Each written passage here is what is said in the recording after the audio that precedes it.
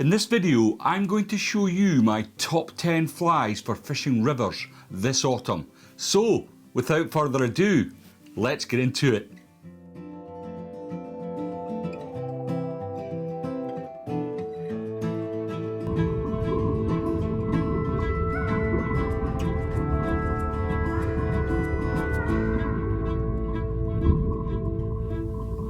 Sadly, I've not managed as much river fishing as I would usually, due to a knee injury. Hopefully it's on the mend and I will be strong enough to see me through some autumn fishing on the test. Although the trout season has come to an end here in the UK, we are fortunate enough to have some of the finest grayling fishing in Europe. The Welsh Dee boasts the Hanak European Grayling Festival, while the River Test hosts the Grayling Classic on the Broadlands estate. Both are fantastic friendly competitions that I have enjoyed very much in years gone by. If you would like an easy route into competition fishing, I can recommend both of these. You would be welcomed into a friendly community of like-minded anglers. Fly choice is crucial to success on the water, and as the days become cooler, there is less and less chance of getting good hatches on the river.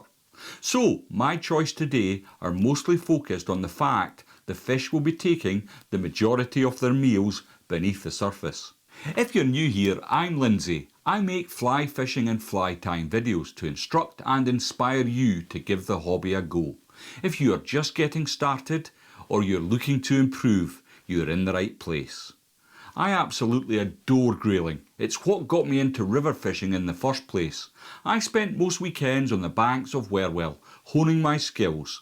That was in the good old days when a day's fishing was only £15 and not many folk were interested in fishing for grayling, a species that was once viewed as a pest. Grayling has become a popular distraction to take the avid river anglers' minds off the fact that brown trout season has passed for another year. Perhaps you would like to see another video early next year going through my top 10 flies for the start of the brown trout season. If so, let me know in the comment section below. Right, let's talk about the elephant in the room and fly number 1. For some, this might be a controversial pick, but not to me. If I was given the choice of taking just one fly to the river to catch a fish, it would be between this and number 10 on the list. The squirmy worm won't win any fly tying competitions. But this list isn't about how it looks. No, this is a list of flies that are going to put fish in your net. So what makes this fly so effective? Having had the opportunity to watch fish in crystal clear water, I can tell you this. Fish will move a good distance to take this fly. It's the way it feels when the fish mouth it. I have seen fish come in behind to feel the fly to immediately hoover it up. It can be tied in various colours with different weight of beads to get the desired depth. It can be fished both on the point and on a dropper. It is made from fairly delicate material and may not last too long, but it's an easy tie and replacing the fly while fishing is simple. There is a more robust alternative where the pattern uses chenille as the tail and body. It will last longer but not as effective in my humble opinion. Number 2 then, Phil Dixon's Pixie. I have been told that across the pond this fly is known as a sexy waltz worm. Regardless of the name, this fly is an ideal point fly. I tend to steer away from tying these in smaller sizes. A fly that has proven itself on the Welsh Dee time and time again. I have tried it with different coloured ribs and beads, but always find myself coming back to Glowbright number 5 and the orange bead. It has a buggy look, combining with the hot orange bead. It works particularly well when the river is pushing through and carrying colour. This time of year, you need to be prepared for these type of conditions. Number 3 then, the Grayling Slayer, is a popular pattern, particularly when targeting grayling, as the name suggests. I have had some success with this fly, but not as much as some of the others on this list. It is here by virtue of its success amongst other anglers.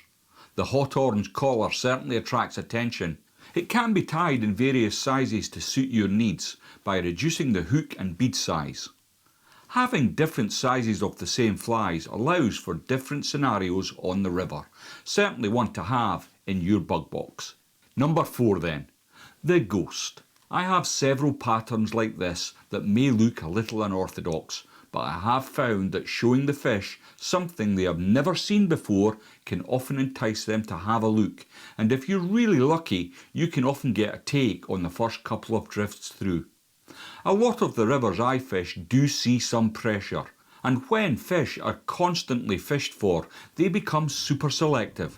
A good example of this is the River Ribnik in Bosnia. It sees huge pressure throughout the year. Anglers often have to reduce their fly size right down in order to tempt these spooky fish. Number 5 then, a heavy cased caddis. This year here in the UK and certainly in the south of England has been one of the hottest and driest periods I can recall. Many of our rivers are still very low. In the normal scheme of things, we would very often be fighting the opposite. High and coloured rivers are all too common in the month of October. You will need a fly that can get down quickly to the fish. That's when this absolute depth charge of a fly comes in.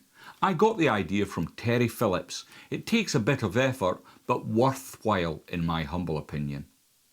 An alternative to this fly is the Croston caddis, which utilises a tungsten jig back as well as a tungsten bead. Its smooth profile ensures it will sink very fast through the water column. You need to be careful not to catch your rod while lobbing these about, or your 4-piece rod will very quickly become a 5-piece. Guys, I would just like to pause for a moment to ask a big favour. If you could just leave the video a like, I would really appreciate it. And there is now a new button on YouTube called Hype. Give that a little click for me and it will help push the video out to more people. If you want to learn more about fly tying and fly fishing, consider subscribing to the channel. It's absolutely free and you will be informed when I release new content. That said, let's jump straight back in. Craig McDonald's Duracell. This is a fly that has always got the potential to take fish. It's only in recent years that I have added several in different sizes to my fly boxes. I always find it a great change pattern. If you have fished through a pool and don't think you have had the best from it, sticking the Duracell on can get you that bonus fish. I think a lot of anglers stick to the tried and tested copper and gold beads, and the fish get used to seeing these. Again, showing them something a little different can make a big impact on the fish. In clear water and bright days, the silver bead catches the light. The extra flash can sometimes attract fish to your flies. A great pattern that is always handy to have in your box. Number 7 then, the improved midge. As the temperatures start to fall away and there is rarely much heat in the day, the opportunity of hatches can be few and far between. If it does happen, generally the flies are very small and I find it's best to try and get close to this size. You rarely go wrong with small black flies, but I always ensure I have a few of these in 18s and size 20s, should the opportunity present itself. I do like a small parachute Adams down to size 18. Not everyone's choice, but it has given me some success over the years. I don't carry a lot of dries during the autumn, but it is always worth having a small selection should the fish start to rise. Number 8, the pheasant tail, has been the choice of fly anglers for generations and with good reason. It would be tough to find a river angler that had not heard of Sawyer's pheasant tail nymph. The fly has morphed over the years, taking on many different guises. It can be tied with weight or without. The original pattern was tied with wire rather than thread. This gave it the slight weight to sink through the water column. Today we have many different options for adding weight to flies. Make sure you have a good selection of pheasant tail type nymphs. There is a good reason they have lasted the test of time. Number 9 then, Graham Lumsden's Mull Black Killer. This fly has a bit of lore attached to it. Graham was one of the most naturally gifted river anglers I have ever known. He originally tied it using black wool he found on a barbed wire fence while hiking across the Isle of Mull. Hence the name, the Mull Black Killer, or the MBK for short. It has accounted for more fish than I care to recall over the years. There is none of the black sheep's wool left but it works just as well with dyed black hare's ear. I have since tied the fly using just thread and a jig back. Graham has sadly passed on, but when I am struggling on the river, I always think of his mentorship through the years and tie on a mull black killer. Number 10. The Mary Nymph. Created by Simon Robinson, this was one of the first flies I learned to tie for river fishing. I have to be honest, it was a bit of a shock from tying stillwater flies in sizes 10s and 12s to going much smaller 16s to 18s. Some flies come and go over the years, while others remain solid bankers. This is a fly that will take fish anywhere in the world. I tie them down to size 20 nowadays, and if I am fishing the jewel or an indicator, I have invariably got one or two of these on the cast. This is a fly that works well for both grayling, which many on the list focus on, but will catch trout in equal numbers. A few honourable mentions. It would be remiss of me not to include Ben Bangham's disco shrimp and Steve Cullen's pink shrimp.